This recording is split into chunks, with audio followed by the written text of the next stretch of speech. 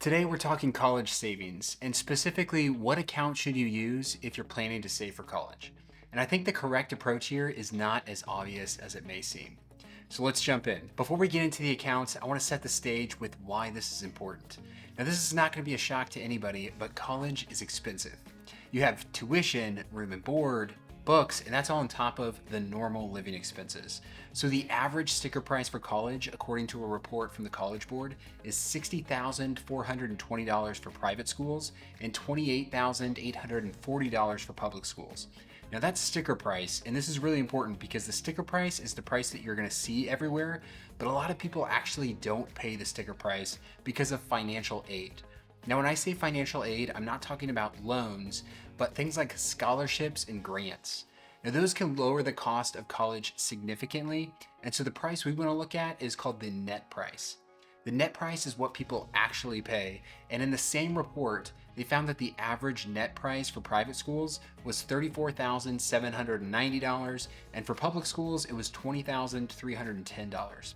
So on average, we can expect 4 years of college to range anywhere from $80,000 to $140,000 or more. Now, schools are going to have a net cost calculator on their website, which will allow you to put in details like grades, test scores, and financial information, and then see what the net cost to go to that school would be. And before you rule out any schools because of cost, I would encourage you to use these net cost calculators because the actual cost may be a lot lower than you think, especially for private schools which tend to hand out more financial aid. With that aside, let's jump into the account options for saving for college. The three accounts we're going to talk through today, which I think are the best options, are the 529 college savings plan, the Roth IRA, and the taxable brokerage account. Let's go over 529 plans first. Now, 529 plans are specifically made for college savings.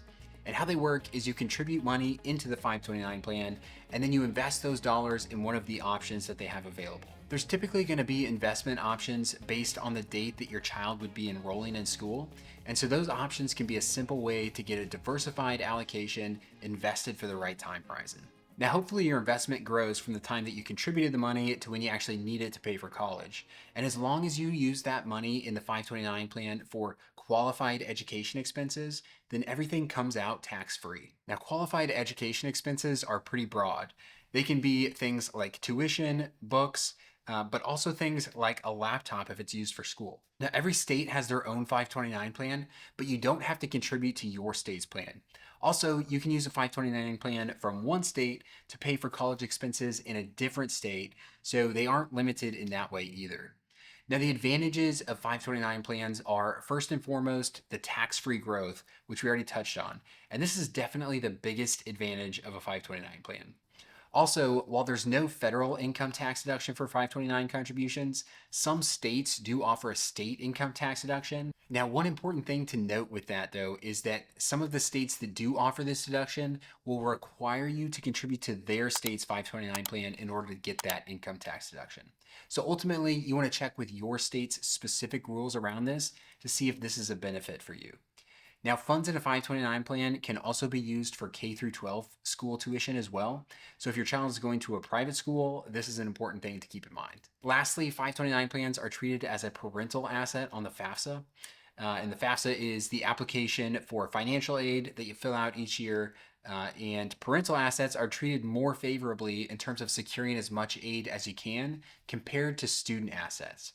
And so it's a good thing that 529 plans are treated as a parental asset, even though they're technically in the child's name. All right, let's move on to the big disadvantage of 529 plans, which is flexibility. Now, if you withdraw money from one of these accounts for anything other than qualified education expenses, you're going to be taxed on your earnings and you'll get a 10% penalty on top of that. Now, there's a lot of uncertainty around future college expenses, particularly when your child is young, and so this is a pretty big disadvantage. For me, my oldest is still a decade from college, so I don't know if she'll go to college, and if she does, will she get scholarships, or will the cost be a lot different than it is today? These are big unknowns, and so to commit a bunch of money for this sole purpose may not be a wise choice. Now, there are some exceptions or workarounds to this that I want to mention. First, with scholarships, if your child does get a scholarship, you can withdraw an amount from your 529 equal to that scholarship penalty-free. Now, you're still going to get taxed on the earnings, which is not ideal, but you won't have to pay a penalty on top of that. Also, you can change the beneficiaries of a 529 plan anytime you want. So if you have a 529 plan in the name of a child who doesn't go to college, you could change the beneficiary to one of your other kids who does go. Or you could eventually change the beneficiary to a grandchild and then give that money a lot of time to grow. So this can be a good way to avoid penalties and taxes if you have too much money saved in a 529 account. Now, one other exception is new legislation that says you can roll some of your unused 529 money into a Roth IRA. Now, there's a lot of restrictions here on what's allowed. So I wouldn't contribute to a 529 plan with the expectation of rolling it into a Roth IRA, but it's good to know that the option may be there. All right, let's go over the Roth IRA as a college savings option next. Now, Roth IRAs are normally a retirement account, but they can be used for college savings as well. And I'm going to tell you how, but first I want to cover how a Roth normally works. And with the Roth IRA, you contribute money after tax, meaning you don't get any tax deduction for your contributions. But then after you turn 59 and a half, you can start withdrawing money from a Roth completely tax-free. So it works like a 529 plan in that way, except of course it's for retirement. Now, there are contribution limits to Roth IRAs, and there's also income limits. So if your income is over a certain amount, the IRS won't allow you to contribute directly to a Roth IRA.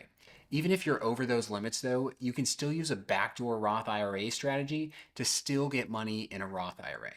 And I'm not going to go over the details on how to do that in this video, but just know if you want to contribute to a Roth IRA, there's often a way to do it. Okay, now how do you use a Roth IRA to pay for college? The key thing to know with Roths is that you can withdraw your contributions from a Roth IRA at any point, tax and penalty free.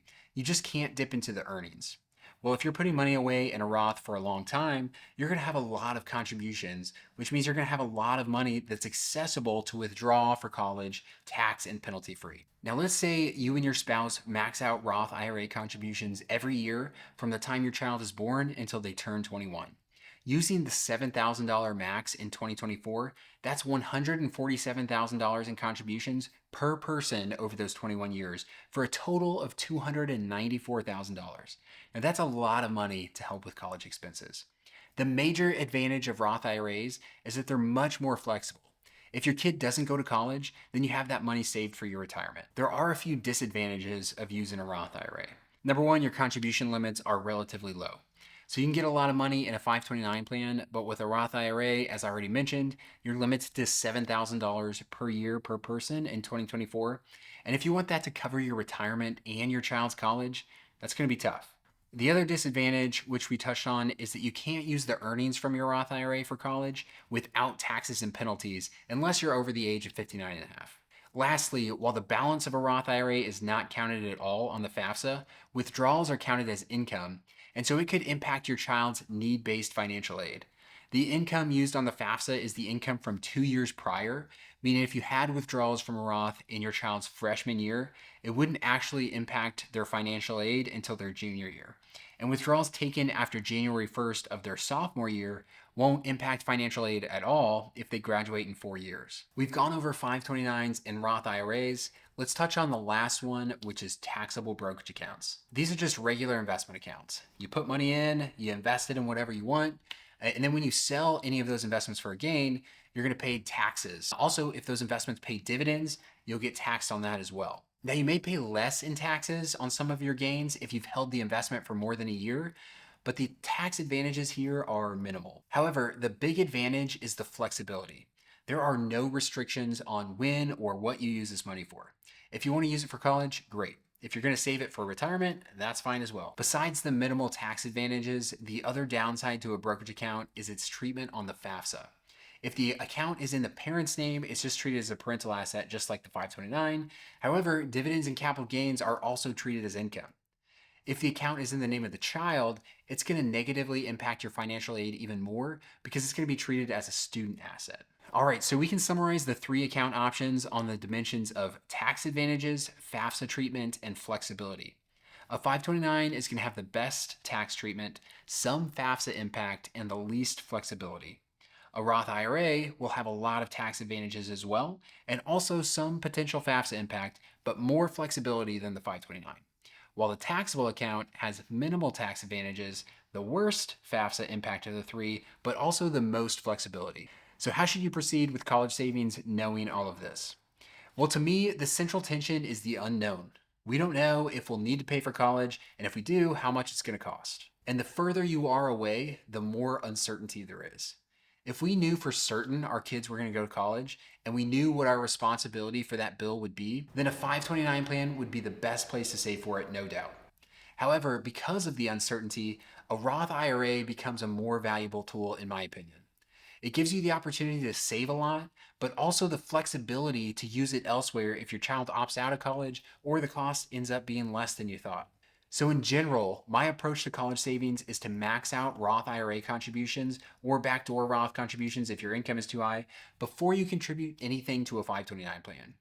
If you're maxing Roth contributions already and you have more money available to save for college, then go to a 529 plan from there. By doing it this way, you're prioritizing the more flexible account if your ability to save is limited. If it gets time to pay for college and you have the means to do so, then you can utilize your Roth IRA and help out with costs. If your ability to save is beyond maxing out your Roth IRAs, then great, use the Roth IRAs for retirement and use the 529 plan for college. Now, this is general advice, but everybody's situation is slightly different. So make sure you talk with a financial professional before making any changes to your financial plan. And we covered one small goal here, but if you want to see where these accounts would fit in the bigger savings priority list, then check out my video on which accounts overall you should be contributing to first. If you have a topic you've been curious about and you want me to cover that next, drop a comment below. And make sure to subscribe for more content that's going to help you make smarter money decisions.